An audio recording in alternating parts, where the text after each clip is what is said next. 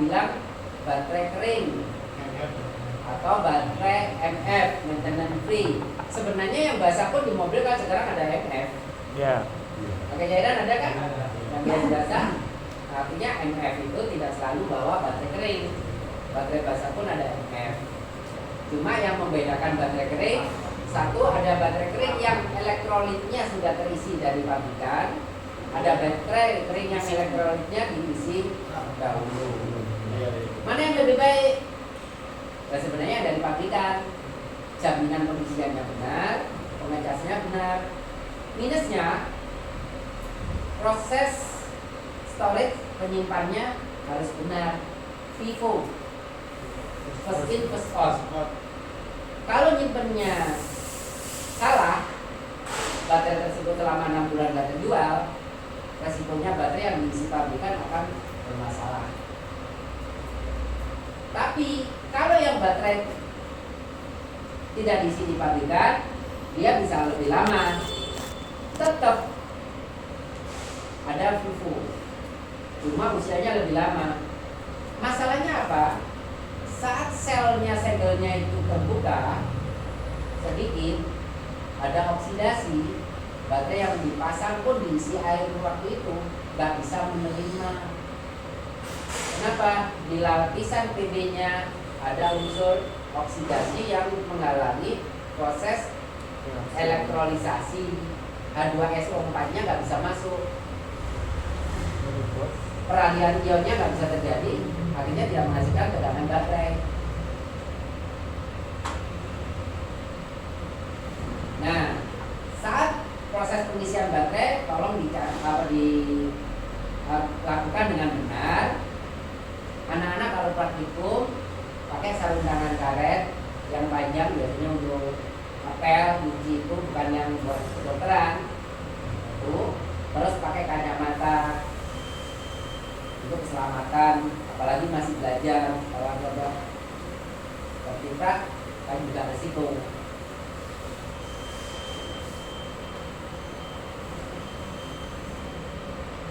Saya dulu ngajar, dulu juga pakainya sama, alatnya COVID. Saya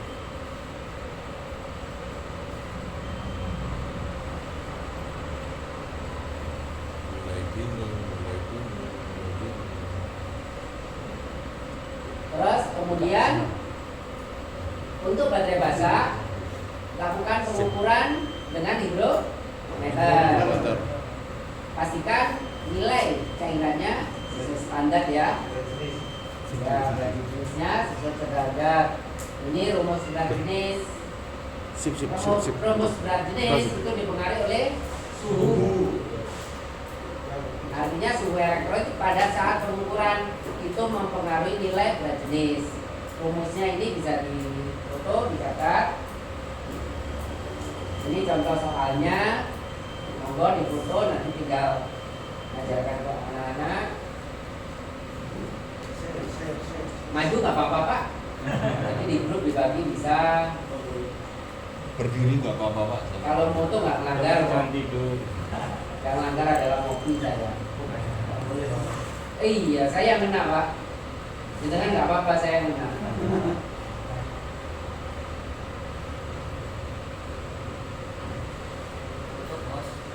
Sebenarnya PDC kemarin saya kasih materi, cuma saya wanti-wanti hanya diambil materinya, jangan diambil secara keseluruhan. Jadi diambil materinya. Nah ini saya pengajaran dulu, jadi tetap saya pakai sarung tangan, saya pakai kacamata. Ya, demo ke siswa juga demo ke guru. Jadi saya pakai guru dan siswa juga sama. Jadi tetap safety day. Oh, masih butuh ya Pak? Monggo. Ini penting soalnya. Bisa buat latihan anak-anak untuk menentukan. Kenapa? Kalau bapaknya mengisi air aki basah, kalau diukur pakai hidrometer, kualitas baterainya akan bagus. Yang masalah, kita beli air aki, kita isi tanpa ukur, kita nggak tahu elektrolit itu berat jenisnya benar nggak? Begitu berat jenisnya nggak benar, udah masuk ke aki, tegangannya nggak bisa maksimal, akinya rusak, dibuang lagi pekerjaan, isi lagi terhalang oleh elektrolit yang lama. Saya pernah ngalamin. Apalagi kita jualan.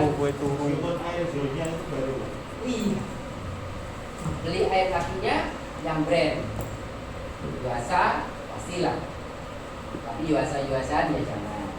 Nah, saya kan pengaruhnya banyak di anu. Kalau hidrometernya yang beda susah. Kalau yang mobil besar. Ada. Banyak. Ada online banyak sekali Pak. Murah nggak sampai 100.000 nggak sampai. Ya penjaharannya Pak. Ya. Cuma warna aja. Ya. Tapi cari yang brand. Namanya brand ya ada barang ada harga. Itu pasti presis. Saya pernah nyoba soalnya. Yang nggak brand sama hidrometernya nggak akurat, terutama pelampungnya sampai aneh, nilainya nggak sesuai jauh.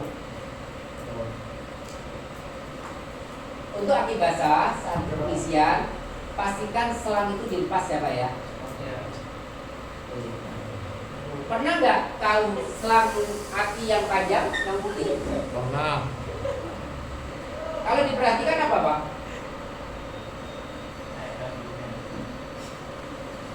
Selang yang putih kayak biasanya orang tukang bangunan di bagian itu loh. Pernah nggak memperhatikan selang ini?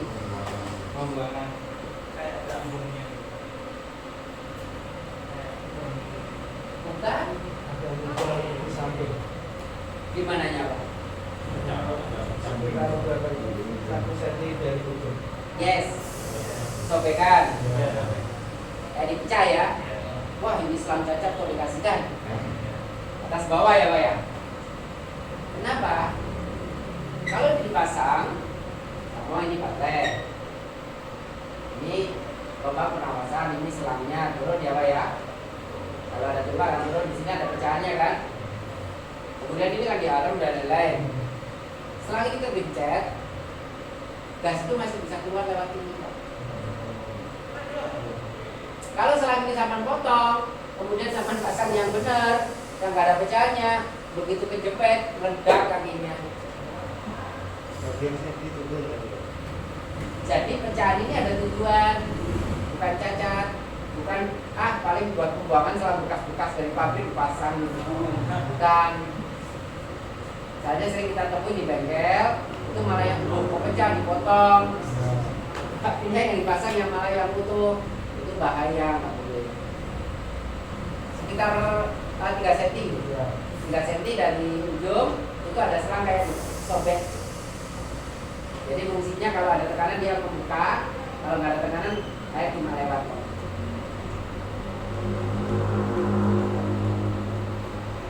Ini nggak usah saya bahas ya. Untuk pengisian ini juga pasti sudah tahu ya prosedurnya. Untuk pengisian tipe aquarel kering, pemasangannya juga harus sudah lurus. Jadi nggak usah segelnya dibuka Pak. Kalau ngisi air aki kering langsung dibalik, yang penting tertutup sudah terbuka karena kayak bambu runcing. Iya.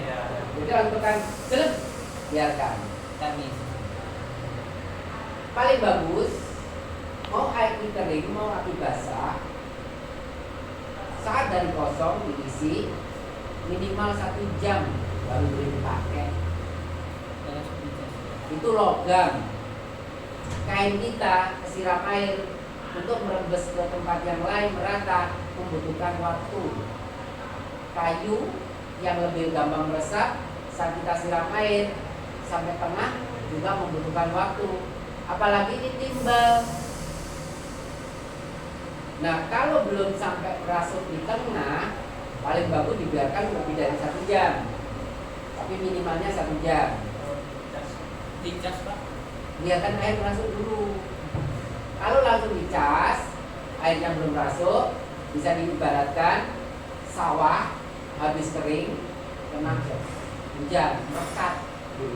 Makanya kayak di tukang aki itu ada tulisannya ya. Iya.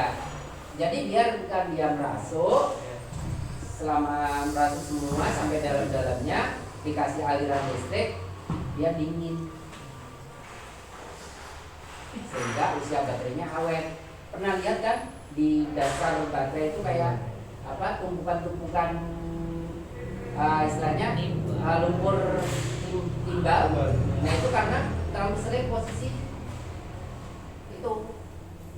Kedua, saat air aki di bawah batas lower, kembali lagi seperti sawah tadi yang kering.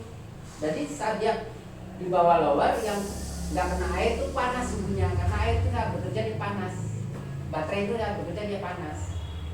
Begitu kena air langsung beban, dia rontok. Makanya untuk menjaga baterai awet dijaga ketinggian level elektrolitnya. Jadi tidak boleh langsung. Pernah nggak ngecas baterai yang salah sampai bunting? Overcharge, bukan overcharge juga. Karena apa? Baterai yang dalamnya kering itu akan bunting. Jadi kalau dia nggak basah dia bunting, karena panas lebih. Kalau untuk pengukuran, tegangan dan lain-lain sudah paham ya pasti ya Pak ya? Karena sering sekali dibahas, maintenance-nya juga nggak perlu saya bahas. Nah itu yang tadi proses pembuangan Kak, selang pernapasan sebenarnya di atas itu ada bagian disobek untuk menjaga supaya dia tidak sampai tersumbat. Ini minus terminal baterai, kalau sudah kotor disiram pakai air panas, dibersihkan, kemudian dipasang ulang. Paling bagus dikasih stem pad atau grease yang cair atau yang padat. yang padat. Iya, yang padat supaya Pak tidak ada oksidasi. Nah, kalau gini berarti nekat Pak. Uji nyali plus minus dikasih kunci. Nah, uji nyali ya Pak. Pengecasan yang baik dan benar adalah 1/10 dari arus baterai. Kalau 3 ampere berarti 0,3. 5 ampere 0,5 selama 1 jam. Kalau pucas dikasih 3 ampere selama 10 menit. Tapi nggak boleh. Kalau terlalu cepat, usia baterai yang tadi panas berlebih, gampang rontok saya. Ini ya prosesnya ini. Nah ini juga nggak boleh. Nah sebenarnya ini nggak jual di umum. Jadi alat cas yang produknya Yuasa ini itu hanya dipakai di bengkel resmi, mahal dan dia lebih akurat. Jadi analisanya tepat. Kan sering kan kita ukur baterai itu tegangannya baik, dicas juga baik, dipakai sekarang nggak bisa karena alatnya kurang akurat. Jadi nggak nyalakan orangnya. Itu namanya tegangan semu. Ada SOP-nya yang dilakukan. Prosesnya bisa 1 jam kalau pakai alat yang biasa. Baru ketahuan itu masalah atau tidak. Iya. Ini. Busi, kita bahas. Oke, sebelum kita bahas busi, ada pertanyaan tentang busi?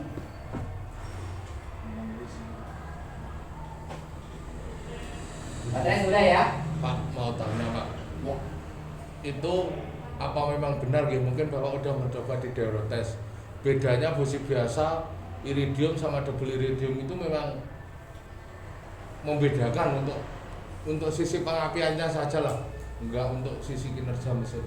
Oke. Itu membedakan Busi itu ada koper tembaga ini iridium, ada busi platinum, ada busi iridium. Kemudian yang jenengan ketahui perbedaan ketiga busi itu apa? Secara kasat mata saja ya Pak. Kasat mata yang diketahui. Ini tumpul untuk katup yang busi biasa tembaga ya. Kalau yang platinum? Kalau platinum belum pernah tahu Pak. Kalau iridium 1 kalau lincip, kalau double iridium 2 lincip. Kalau yang platinum modelnya bagaimana belum pernah mengetahui. Ini busi tembaga. Iya. Ini busi platinum. Ini busi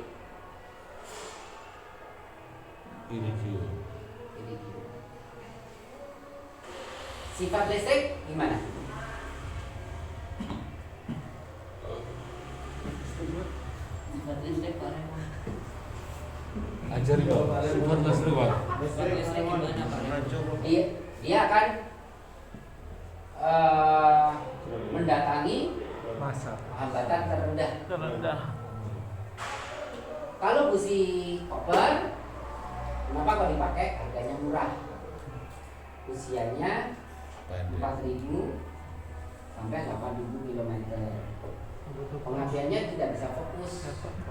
Dia bisa berputar-putar di tangan. Gitu.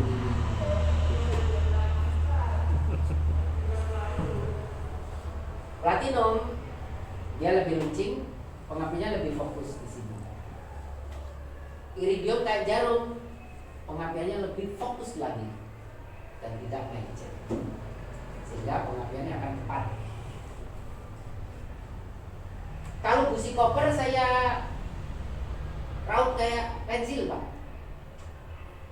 lebih fokus. Tahan berapa lama bahannya? Bisa dipahami? Busi koper saya bikin kayak iridium. Wah, tambah istimewa fokusnya. Mungkin dipakai sekilo udah hilang ujungnya. Kenapa kok mahal? Karena yang membedakan adalah bahannya. Kayak emas itu pengantar terbaik. Iridium itu emas putih. Di bawahnya itu platinum. Baru koper. Pernah lihat busi dengan kaki 2, kaki 3, kaki 4, kaki 1000, kaki Katarina. Pertanyaan saya, coba dilakukan ujian sendiri. Satu koil dikasih kabelnya di cabang 2. Iya. Koil tanpa busi. Jadi di koil kabel koil ya. Di koil di cabang 2 gini. Kedua-duanya dikasih ground. Apa yang terjadi? Bisa jawab.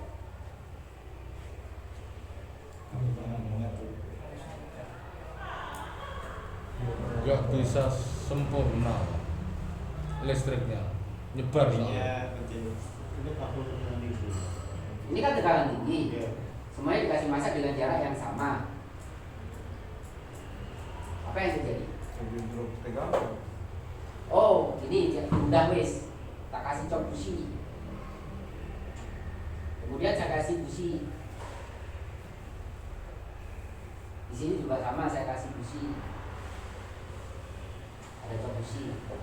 Ditempelkan di ground langsung semuanya. Apa yang terjadi?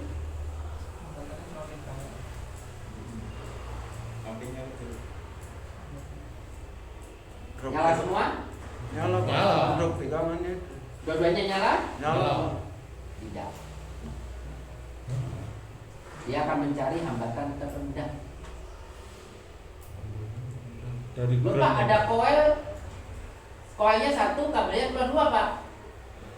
Kumparan primernya 1, sekundernya 2. Mobil APV. Benar nggak? Suzuki itu koilnya untuk pas silinder cuma 2 koil, tapi 1 koil keluar 2 karena kumparan sekundernya 2.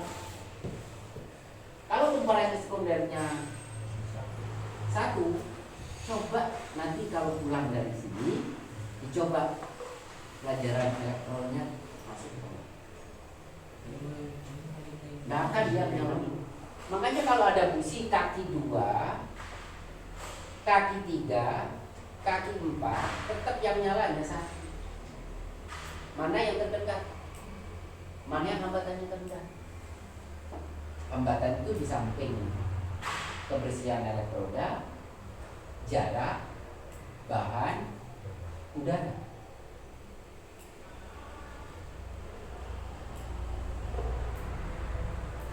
Mau tegangannya berapa dia nggak.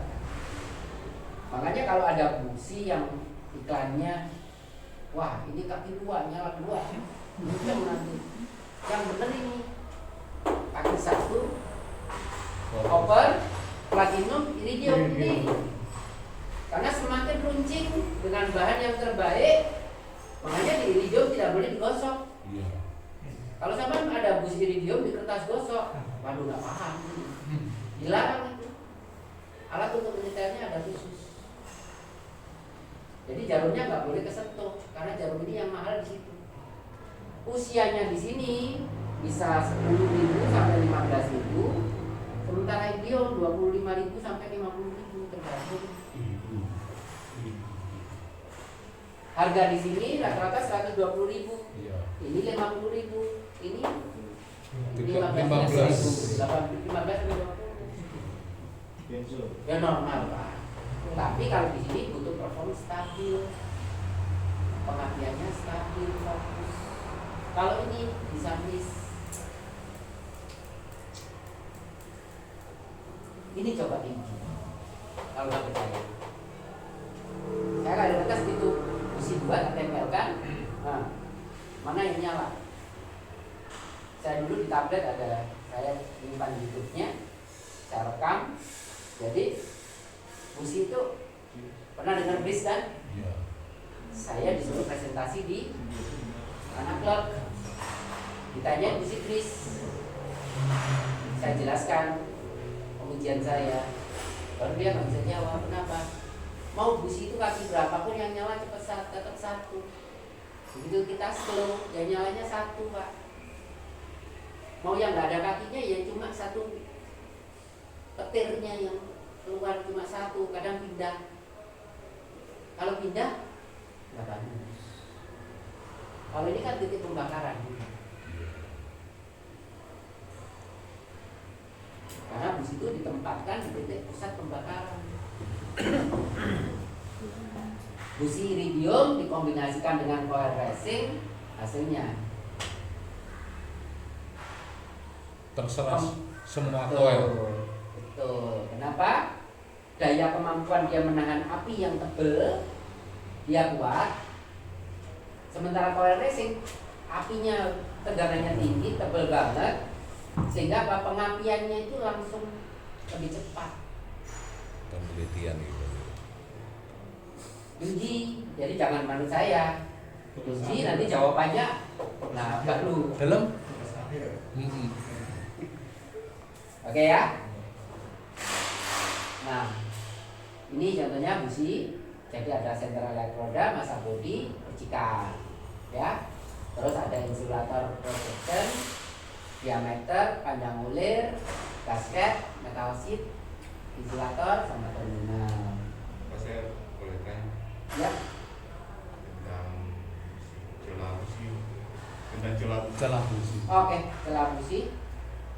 Kalau di buku manual kan 0,8 sampai 0,9 standar. Itu kalau misalnya celahnya diperbesar, bagaimana apinya tambah?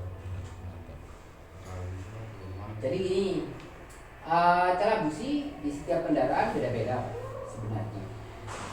Range-nya dari 0,6. Rata-rata kalau yang karburator dengan kapasitas kecil itu 0,6 sampai 0,8. Kalau untuk motor matic range-nya di 0,7 sampai 0,9. Kalau motor kayak Tiger itu di 0,9 sampai 1,1 mili. Itu dipengaruhi apa? 1.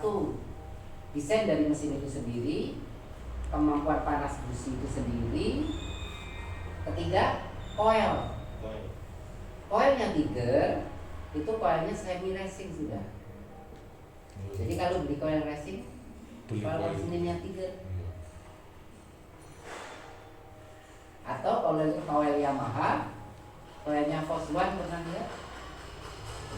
Yamaha 2 tak Force One itu coil racing, tapi kabel businya harus kuat. kalau nggak kuat gampang bocor. Bener nggak? Nah nyoba. Itu kalau kesetrum, wah sakit banget. Ya. Koilnya feeder masih kalah sama Foswan. Jadi setiap koil itu mempengaruhi jarak renggang busi. Saat koil itu tegangannya rendah, jarak renggangnya terlalu renggang, akhirnya apa? Pengapiannya jadi abnormal. Dia belum nyampe sudah mati. Kan di dalamnya ada gas saat pengapian, betul nggak? Kalau dia terlalu rapat, apa yang terjadi? Saat high speed, dia nggak nyalakan, susah karena pengapiannya kurang besar. Kalau terlalu rapat kan pengapiannya tambah kecil. Nah biasanya dilakukan kalau motor-motor yang spoolnya udah lemah, bener nggak Pak? Koilnya udah lemah, oh busnya dirapatkan setengah mili, 0,4 pasang gelembung nyala. Tadi 0, standarnya 0,7. Kalau digas baru enak. Begitu standar. Kalau kerapatan ditap enak, digas. Ya, saya dipahami. Oke, saya lanjut ya. Itu ada coil, ada busi, yang pengenalan aja. Kalau busi bermasalah, ya banyak lah, bobot, mogok dan lain-lain ya Pak ya. Boros bahan bakar, karena tenaganya nggak maksimal. Makanya kenapa busi iridium hampir semua teknologi baru yang high kompresi, ya, teknologi baru, high kompresi, high RPM, high performa, nggak ada ceritanya pakai busi karpet. Semuanya pakai busi iridium. Contohnya CBR 250 RL. Itu businya mahal. Biarpun standar dia sudah racing. Tapi yang nggak ngerti diberikan busi bis yang harganya separuhnya cuma 60.000, 70.000. Dianggap busi racing, salah. Yang bawaannya itu racing juga. Satu busi hampir 200. Iridiumnya yang grade ketiga. Kalau iridium yang grade pertama harganya 100-an, sama-sama NGK 100 sampai 120. Ini yang perlu dicatat, penting sekali, karena bisa mengetahui mau beli busi apa yang diinginkan, berapa ulirnya, berapa panjangnya, berapa panas busi, itu ada di situ. Ada NPK sama Denso. Kenapa kedua merek ini? Karena merek kedua ini udah internasional semua pakai. Jadi saya jelaskan hot and cool. Sudah paham nggak hot and cool? Kalau artinya panas dan dingin kalau. Nah, busi panas kalau pemakaiannya, kecepatannya menengah ke bawah, kompresinya rendah, suhu lingkungan kayak subtropis yang lagi musim dingin, kayak di puncak Bromo, di Kartens, di Papua, itu pakai businya busi panas supaya pembakarannya cepat, stabil di suhu kerja. Tetapi kalau kayak di Malang yang lagi cuaca panas, Surabaya paling lebih panas. Nah, dengan pemakaian kecepatan menengah ke atas, sering high RPM, pasti harus pakai busi yang lebih dingin. Sehingga saat suhu tinggi dia masih kinerjanya masih tetap baik. Bisa dipahami ya Pak ya? Jadi panas dingin itu dipengaruhi oleh lingkungan, kinerja, sama kompresi. Di slide ini tidak tergambar dan R itu apa Pak? A dan R9 itu apa Pak? Jadi gini, C itu berdasarkan diameter ulir dan lebar heksagon. PR konstruksi internal, Ini proyek insulator dan resistan. Artinya busi pun ada resistornya. Kalau busi lama nggak pakai resistor, Pak. Ya. Terus 6 itu tingkat panas yang ada di tabel ini. EA E9 itu menunjukkan ada gap konstruksi internal. Jadi itu konstruksi gap itu bisa. Jadi kalau ada EA minus 9 biasanya gapnya 0,9. Kalau EA nya itu konstruksi sama. Jadi yang nomor 2 PR itu sama. Jadi itu bahasa pabrikannya masing-masing. Ya, bukan bahasa bahan. Jadi EA sama PR. Contohnya CPR 6, diameter ulirnya CU 10 mili.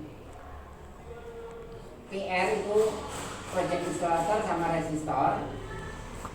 6 itu panas. Kalau CPR 6 berarti ulir panas, ya. Menunjukkan bahwa itu businya apa, Pak? Minus 9 itu panjangnya, maaf, panjang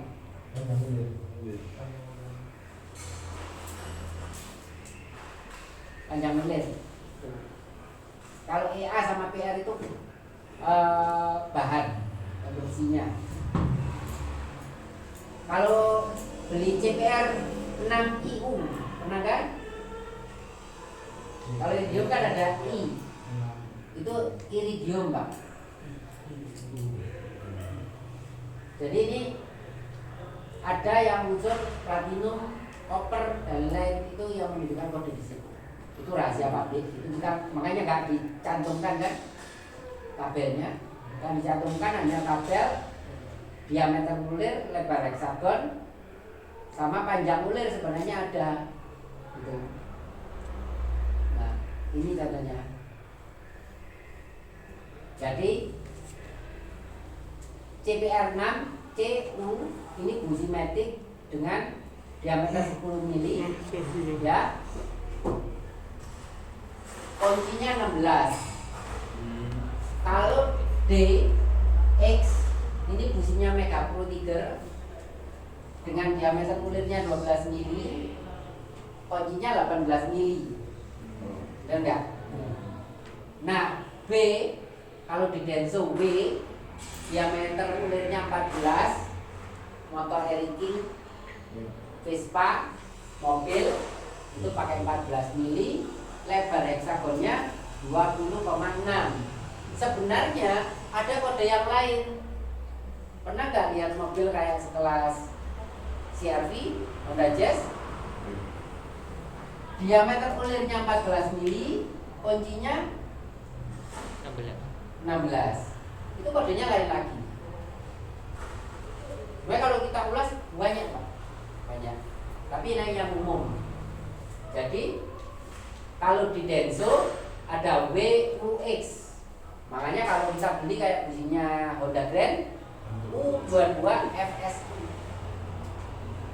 U22 FSU. Ya. Kalau punyanya Tiger X20 EPR 9. Nah, artinya panjang ulirnya ini panjang.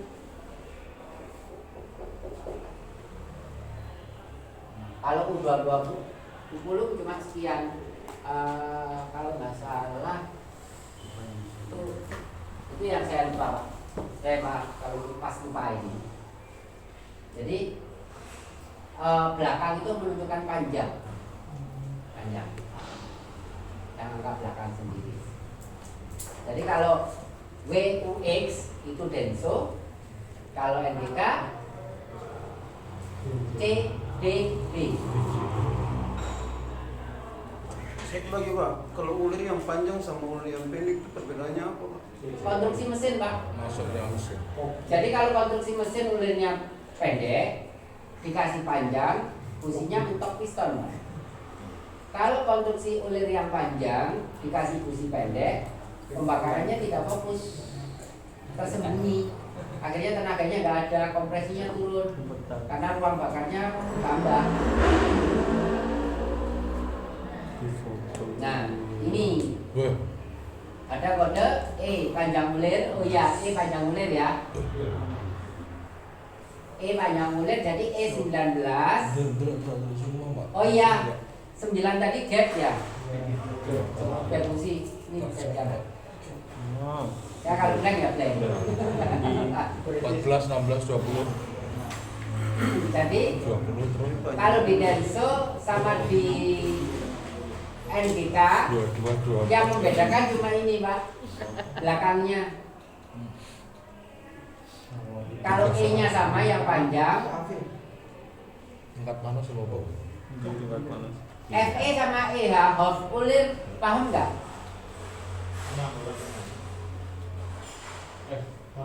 Half ulir, FE sama EH. Businya vario 110. Tidak mudah di Businya yang lama itu kan ulirnya panjang, tapi separuhnya nggak ada ulirnya, separuhnya ulirnya pendek. Jadi ini kepala busi, ini kuncinya, ini polos, ini ulir.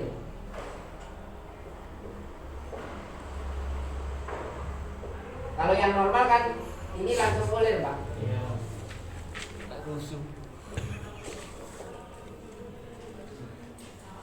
Nah itu yang half ulir. Di foto penting sekali. Kok saya aja kadang-kadang lupa kok. Jadi kode yang R itu apa? Pak. Ketinggalan Pak. Iya. Kode Di foto yang enak. Foto. Dilibatkan Wah. materi PowerPoint. Itu lagi. Orang ini berbeda-beda. kode yang R itu apa? Soalnya di Iya. orang banyak bilang kalau kode R di musik itu artinya racing. Bukan. Orang itu gitu Pak. Itu kalau di NGKA, kalau di Denso E ya Pak ya. Itu makanya di situ nggak ada keterangannya Pak. PR tadi kan kode bahan. Kode bahan, jadi bukan racing atau apa, bukan. Itu kode pabrikan, tidak disebutkan soalnya. Itu. Nah kalau yang 9 itu menunjukkan bahwa celah percikan 0,9 mm. Bila tidak ada angka yang ditentukan, lebar celah percikan adalah 0,7 atau lebar celah standar. Nah, artinya kalau busi udah ada dikasih yang belakang, berarti celahnya harus mengikuti itu. Tapi kalau nggak ada 0,7 atau 0, standarnya masing-masing kendaraan. Itu yang diperhatikan. Dan itu kalau kita ikuti semua aturan itu, umumnya kendaraan pasti akan baik. Pasti ada alasannya kenapa begini. Nah, orang pabrikan itu juga istilahnya orang-orang yang tidak asal bikin, tapi semua berdasarkan riset, R&D, riset yang gitu. Iya. Jam 15 kita sampai 5 menit lagi ya. Saya juga capek. Saya juga soalnya. Kondisional. Pak, jangan diganti dulu ya Pak. Iya, tidak apa-apa. Foto bos. Fotonya mudah dihapus bro, catatannya enggak ya. Wah, mergane kuwi akeh foto sing Baik. udah dihapus to. Ndak Terima kehapus. kasih, kita istirahat. Kan masih ada 10 hari ya. 10 hari masih panjang. Santai. Berenang kita. Saya nggak nyantai Pak. Saya besok materi, cuma saya pergi luar kota. Masih untung saya pas nggak keluar kota. Ya, kalau luar kota sudah saya tinggal terus. Paling dengan anak-anak. Jadi saya bersyukurnya pas bapak-bapak ada, saya pas acara saya nggak padat banget. Sebenarnya minggu kemarin bapak datang, Seninnya kan, itu saya minggu baru acara, baru selesai acara. Itu saya baru ngawal blogger sama tim Honda udah Tambah beli juga. Gak pernah terabas pak, langsung dipaksa terabas. Lama nggak terabas, dipaksa terabas. Bisa bayangkan 2 hari full dari pagi sampai sore. Nah medan yang lumayan lah, oh sampai Gondong. Jadi turunan kalau tegaknya itu 30 derajat pak, udah nggak bisa direm motor. Jadi kita pakai rem kaki sama mesin itu udah mati masuk gigi 1. Rem pelan-pelan. Ternyata momentum saya masih tinggi, udah lepas, udah pegang. Jadi saya jatuhkan. Kalau waktu itu kan tambah melaju kencang.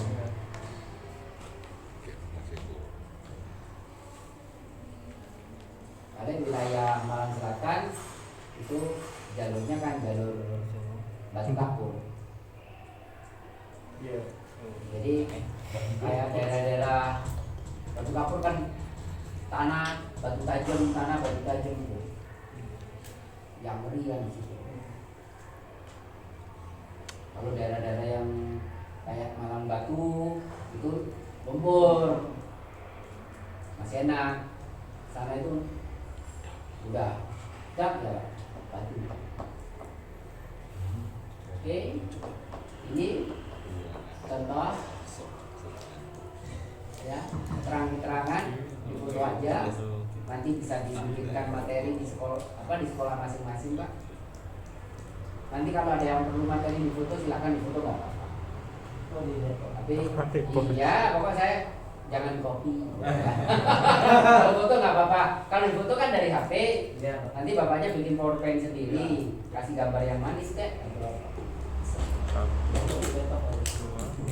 Kok pagar tetap di laptop itu Abdullah udah. Ini kan malah begitu. Iya. Di laptop nanti kau mesti Nanti kalau minta. perlu materi apa monggo itu saya. Kenapa? Ini juga bekal buat bapak. Iya. Ya. Di samping apa bapak nanti ya yang saya sampaikan. Kalau ada rezeki bapak buka usaha. Hari ini apalagi yang luar pulau bisa online. Nanti bisa training ke bapak. Saya kira mati. Oh iya. Maksudnya yo mentor jadi pengusaha. Bisa. Nanti ada bikin aja grup. Ya, Bikin boleh bisa kontak saya atau bawa grup saudara grup dan nanti kontak masing-masing. Oh iya pak. Kami ada lagi dulu bisa. Dulu wae iki seneng cah kok. Nah, ini yang sering lupa adalah konsumen itu mengabaikan ujung karet. Ya. Seringkali ujung karetnya udah keras. Lubangnya udah nggak sempurna. Kadang-kadang sampai udah melebar. Nah, itu kalau musim hujan habis dicuci, kemasukan air, kebocoran listrik. Padahal penting, ya memang di akal bisa, tanpa cok besi juga bisa, tapi ya performnya ya nggak bisa bagus. Nah ini contoh gambar-gambar busi yang baik dan jelek. Ini sebenarnya di beberapa media online banyak kan bisa di download. Jadi bisa di download ini. Nah nanti bisa edukasi untuk siswa. Oh, ini loh contoh busi yang pemakaian sudah baik, terlalu kering, terlalu basah. Gitu. Nah, perawatan busi gimana? Nah, ini dibersihkan, ditiup. Ada lagi sebenarnya alat pembersih, tuh spark, thinner tester, tuh dimasukin. Harganya kalau nggak salah 2,5. Iya. Jadi kayak dalamnya ada sunblast ring. Ini berarti membuat performa busi yang kayak pembakaran tidak yang kurang bagus jadi bagus. jadi bersih lagi. Ya, tapi kalau yang udah rusak total ya nggak bisa. Dia fungsinya memaintain. Iya. Seperti speaker cleaner gitu. Iya, semacam sunblasting. Nah, Ya, yang Itu Pak, yang iridium itu perawatannya. Iya Pak, yang iridium itu. Adik dia iki sapa Pak? Bu guru BPK. Ini yang Lah kok mbok tulis adik. alatnya As. periksa televisi Kepo. itu cara untuk bukannya itu yang spark plug cap Tangan untuk sopo. tipe Tangan sopo. wire itu yang untuk iridium ini kan besi lithium Pak. Jadi nggak boleh pakai yang biasa pakai cooler. Iridium khusus itu alat khusus. Untuk samping-sampingnya tetap tapi boleh. Saya aja nggak punya kok Pak. Untuk sampingnya itu tetap boleh dibersihkan. Nggak boleh. Iridium nggak boleh sama sekali. Disikat juga nggak boleh. Nggak boleh. Nggak boleh. Nggak, Bahannya mahal Pak. kalau dudukannya maksudnya Nggak perlu. Kalau hanya gapnya aja boleh. Diusahakan. Kenapa kok alatnya seperti itu? ya. Diusahakan nggak kena jarumnya. Yang dikhawatirkan saat pembersihan, penyetelan, Kena jarum. jarumnya ini ketekuk atau apa? Lapisan yang ada di luar iridium ini crack, akhirnya lapisan dalamnya akan kena api, dia meleleh. Oh iya. Emas kalau disepuk seperti itu, makanya tidak boleh digosok. Dia akan sekali malah. Pak Eko itu. Pak Eko sama saya. Ya, ini untuk gasket yang tebal sama tipis, biasanya yang tipis itu cenderung palsu. Solusinya. Terima kasih banyak. Kalau di kampung Disemprot gas uklin itu Pak. Boleh. Oh, boleh Pak ya. Yang iridium itu juga boleh ya. Boleh. Kalau yang platinum yang biasa mau disemprot disemprot boleh. Tapi kalau yang iridium eman Pak, tergantung fungsinya satu segi kita salah gosok rusak. Ya kan? Ya. Bro, jemput bro. Kalau bahasa orang Ambon eman itu apa Pak? sayang. Sayang. Sayang. Bukan suka, sayang. Sayang. Sayang itu bukan suka.